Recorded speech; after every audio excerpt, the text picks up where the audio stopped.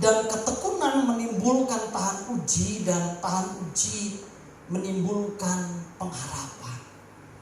Ibu bapak yang terkasih dalam Tuhan, berbicara tentang pengharapan, ketika Alkitab katakan dalam Roma pasal 5 ayat yang keempat, ketekunan itu menimbulkan tahan uji, dan tahan uji menimbulkan pengharapan.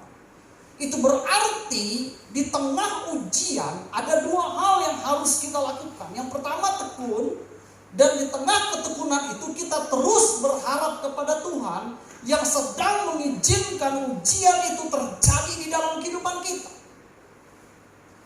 Di tengah ujian itu yang harus kita lakukan adalah kita tetap tekun dan kita tetap menaruh pengharapan kepada Tuhan yang mengizinkan ujian terjadi di dalam kehidupan kita. Dan ujian yang kita hadapi hari ini di tengah pandemi yang kita sedang jalani dan sedang kita alami luar biasa ini. Tapi kita percaya kita punya pengharapan di dalam Tuhan. Setiap orang punya respon yang berbeda ketika menghadapi ujian. Responnya berbeda-beda ketika menghadapi ujian. Demikian responnya. Ada yang takut, ada yang stres sampai gak bisa tidur mau menghadapi ujian. Mikirkan kisi-kisi soalnya apa, ujian skripsi, ujian tesis, ulangan akhir sekolah, maupun ujian untuk penerimaan mahasiswa baru, maupun ujian penerimaan karyawan baru. Orang akan berpikir dengan keras, bahkan tidak sedikit tidak bisa tidur menghadapi ujian. Dan ketika kita menghadapi ujian sakit penyakit, masalah yang berat, bangkrut, situasi, beban persoalan, kita juga tidak bisa tidur, kita stres, bahkan kita tertekan. Tapi juga ada orang yang begitu semangat menghadapi ujian. Dia sangat semangat menghadapinya. Dia tidak takut, dia tidak stres, dia tidak bisa dia tidur dengan nyenyak.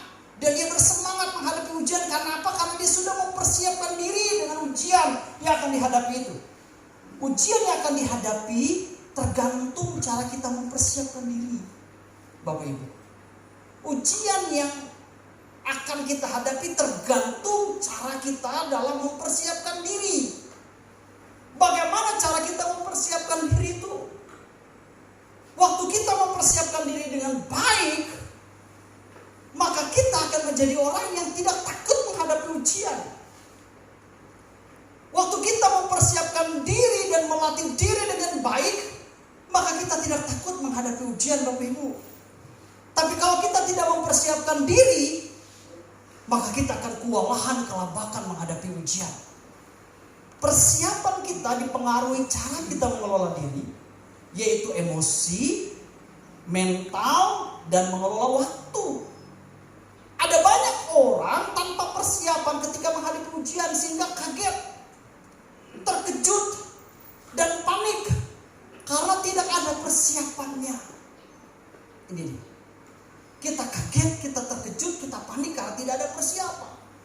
Di awal pandemi seluruh dunia kaget bagaimana mempersiapkan segala sesuatunya. Kenapa? Karena terkejut. Tidak ada persiapan. Masker sampai langka pada waktu itu. Orang susah cari masker. Sekarang orang mudah cari masker. Karena terkejut tidak bisa mempersiapkan diri. Dan waktu kita mendapatkan sebuah ujian, kita diuji untuk mengelola emosi kita. Karena kita sedang ditekan dengan situasi yang begitu berat. Dan kita akan pelajari di dalam Roma 5 ayat 4 ini Alkitab katakan, dan ketekunan menimbulkan tahan uji, dan tahan uji menimbulkan pengharapan. Rahasia agar kita tahan uji adalah satu kata, tekun. Rahasia untuk kita tahan uji adalah satu kata, tekun. Rahasia untuk kita memiliki pengharapan adalah satu kata, kita tekun. Tekun untuk melakukan apa yang Tuhan perintahkan. Sehingga waktu ada ketekunan, ada pengharapan, di situ kita menjadi orang Kristen yang tahan uji. Mari kita belajar tokoh Alkitab yang tekun menghadapi ujian dan tetap memiliki pengharapan walaupun dia dikelilingi dan dihadapi dengan situasi yang tidak mudah. Siapakah tokoh itu? Kita buka Alkitab dalam Kejadian pasal 6 ayat 14 sampai ayat yang ke-6. Kejadian pasal 6 ayat 14 sampai ayat yang ke-6. Demikian firman Tuhan. Kejadian pasal 6 ayat 14 sampai ayat yang ke-6, Alkitab berkata demikian. Izinkan saya membaca bersama dengan Bapak Ibu dalam hitungan ketiga. Kita mulai 1, 2, 3. Buatlah bagimu sebuah batra dari kayu ofir. Batra itu harus kau buat berpetak-petak, dan harus kau tutup dengan pakal dari luar dan dari dalam. Beginilah engkau harus membuat batra itu. 300 hasta panjangnya, 50 hasta lebarnya, dan 30 hasta tingginya. Buatlah atap pada batra itu, dan selesaikanlah batra itu sampai sehasta dari atas, dan pasanglah pintunya pada lambungnya. Buatlah batra itu bertingkat bawah dan atas. Demikian firman Tuhan. Waktu Nuh mendapatkan perintah dari Tuhan untuk membuat batra, Nuh tidak berdebat dengan Tuhan. Nuh tidak ngomong dengan Tuhan, besar banget Tuhan batranya, aku gak mampu. Tuhan sudah kasih tahu ukuran-ukurannya, dan Nuh tidak melakukan perdebatan kepada Tuhan. Dan Nuh juga gak tanya sama Tuhan, untuk apa batra ini? Tetapi Alkitab katakan Nuh melakukan tepat seperti apa yang Tuhan perintah. Saya percaya waktu Nuh buat batra, itu harus ada sebuah ketekunan dalam membuat batra itu. Karena tidaklah mudah. Ukurannya harus pas. Dan yang paling Nuh harus lakukan adalah batra itu dipastikan tidak bocor. Karena akan mengapung. Karena akan membawa Nuh bersama dengan keluarga dan binatang-binatang yang Tuhan akan tetapkan kemudian. Dan di tengah ketekunan Nuh, Alkitab katakan bahwa Nuh hidup di tengah orang-orang yang melakukan kejahatan. Bahkan Alkitab katakan Tuhan menyesal menjadikan manusia karena kejahatan yang manusia lakukan di dunia, di bumi ini. Waktu Nuh ingin membuat batra dan diperintahkan Tuhan membuat batra, Nuh diperhadapkan dengan ujian. Apa ujiannya? Orang-orang di sekitar Nuh adalah orang-orang yang melakukan kejahatan di hadapan Tuhan. Bagaimana Nuh di tengah ketekunan punya pengharapan? Dia buat saja, dia lakukan saja apa yang Tuhan suruh. Dia tidak berdebat, dia tidak komplain dengan Tuhan, dan dia gak bilang dengan Tuhan, untuk apa ini? Dia gak bilang sama Tuhan, tapi dia tetap buat batra itu dengan ketekunan. Dan Alkitab jelaskan batra itu jadi. Kalau tanpa ketekunan, Nuh tidak akan bisa membuat batra itu. Dan di tengah ketekunan Nuh menghadapi ujian. Bapak Ibu yang terkasih dalam Tuhan, ayat 22 dari Kejadian pasal 6 bilang, lalu Nuh melakukan semuanya itu tepat seperti yang diperintahkan Allah kepadanya. Demikianlah dilakukannya. Dalam kisah ini Nuh tidak mau melakukan perdebatan dengan Tuhan yang memerintahkan. Dalam ayat 9 dikatakan Nuh adalah seorang yang benar dan tidak bercela di antara orang-orang sezamannya. Dan Nuh hidup bergaul dengan Allah. Saya yakin Nuh bergaul dengan Tuhan dengan tekun, bukan pakai musiman, bukan karena suasana hati. Nuh bergaul dengan Tuhan dengan tekun, bukan berdasarkan musiman. Kalau Nuh bergaul dengan Tuhan tidak dengan tekun, berdasarkan musiman, di tengah dia buat batra.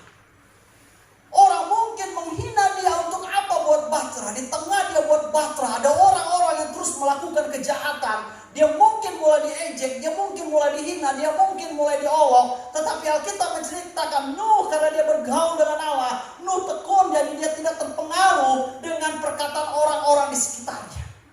Orang yang bergaul dengan Allah, dia sedang mengurung dirinya untuk mendengarkan suara Tuhan lebih banyak daripada suara manusia lebih banyak. Ulang, orang yang bergaul dengan Allah, dia sedang memastikan mengurung dirinya untuk mendengarkan suara Tuhan lebih banyak daripada mendengarkan suara manusia lebih banyak. Suara manusia yang lebih banyak bagaimana?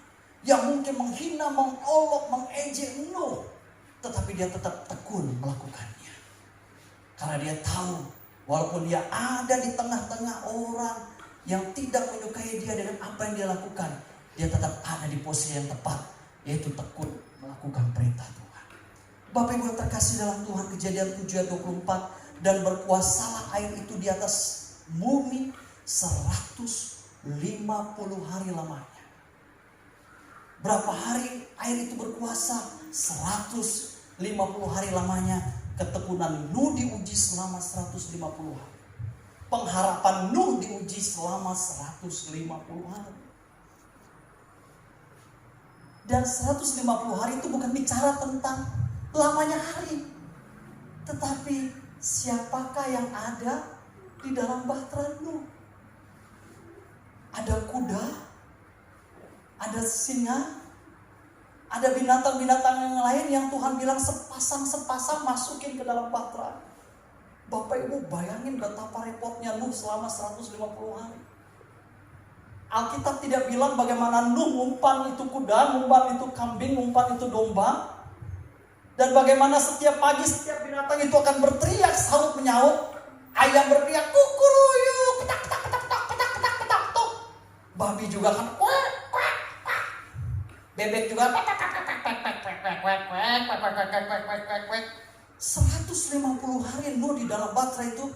Kita bisa bayangin betapa bisingnya suasana itu, betapa semrawutnya suasana itu selama 150 hari. Ujiannya ternyata belum selesai. Tuhan izinkan dia ada 150 hari di dalam bahtera itu. Ujiannya belum selesai. Bukan hanya sampai dibuat bahtera, tapi kenapa harus binatang sepasang demi sepasang masuk ke dalam bahtera itu? Kalau tidak ada binatang sepasang demi sepasang masuk ke dalam bahtera itu, kita tidak akan memiliki ayam, burung, ternak-ternak yang lain sampai hari ini. Karena keturunan itu akan habis musnah dengan air bah. Ternyata ujiannya belum selesai. Bagaimana Nuh hidup 150 hari dengan banyaknya binatang yang ada di dalam bahtera itu. Bapak itu pikirkan itu baik-baik. Betapa dia menghadapi sebuah ujian ketekunan yang Tuhan izinkan terjadi. Dan Alkitab tidak ceritakan lalu Nuh membuka pintu bahtera dan Nuh membuang dirinya ke dalam air. Dan Alkitab tidak ceritakan lalu tenggelamlah Nuh. Kalau itu yang Alkitab bilang, maka Alkitab tidak bilang kalau Nuh adalah orang yang bergaul dengan Tuhan. Alkitab tidak bilang Nuh membuka pintu itu lalu dia terjun ke dalam air itu dan dia mati. Karena dia frustasi selama 150 hari itu. Tidak Bapak Ibu. Dia tetap ada di bahtera itu. Dan dia lepaskan burung merpati. Kembali belum ada tanda. Dia lepaskan lagi. Lalu kembali ada tangkai di paruhnya. Itu tanda air bah sudah surut. Yang menarik perhatian kita, waktu semua ujian ketekunan itu Nuh lewati, Alkitab bilang setelah air bah surut, Nuh mendirikan mezbah bagi Tuhan. Dalam Kejadian 8 ayat 20 sampai 22. Apa arti mezbah? Mezbah artinya Nuh menaikkan ucapan syukur karena telah melewati yang namanya ujian.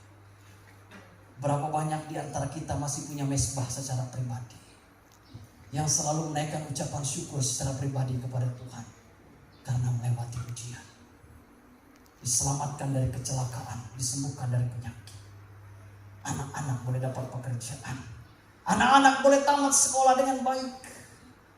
Berapa banyak kita mendirikan mezbah ucapan syukur kepada Tuhan waktu kita lewati ujian.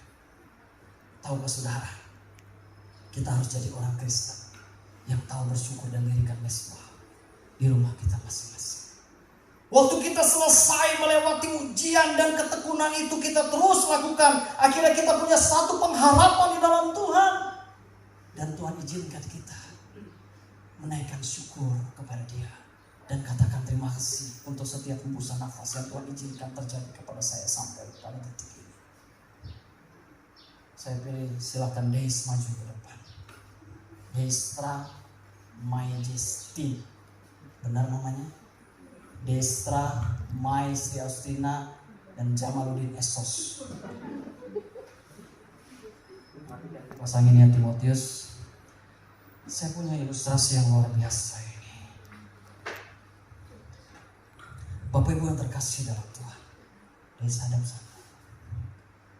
Kalau Bapak Ibu nyalakan lilin, maka lilin ini setelah menyala, dia akan diterpa dengan angin dari alam dan angin buatannya itu kipas angin.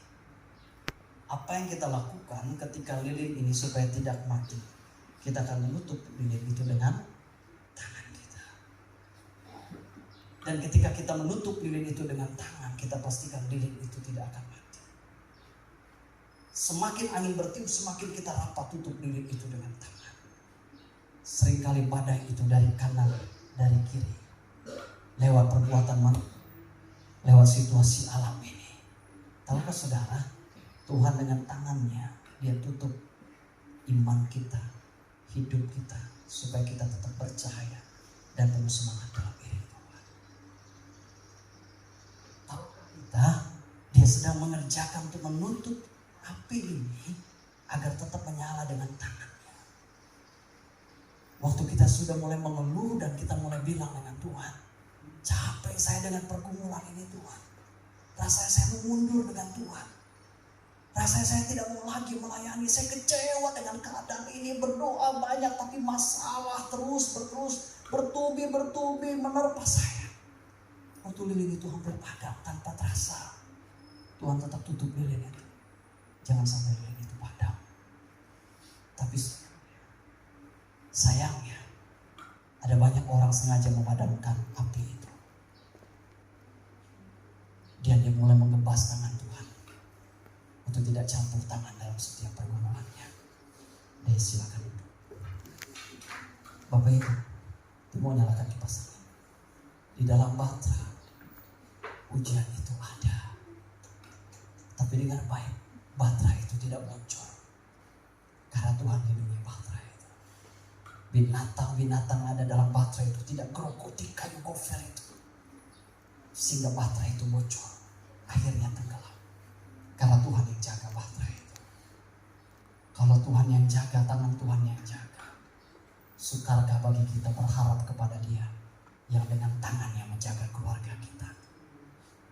Mungkin Bapak Ibu berkata, sulit sekali pekerjaan saya hari ini, sukar sekali, gak ada jalan keluar.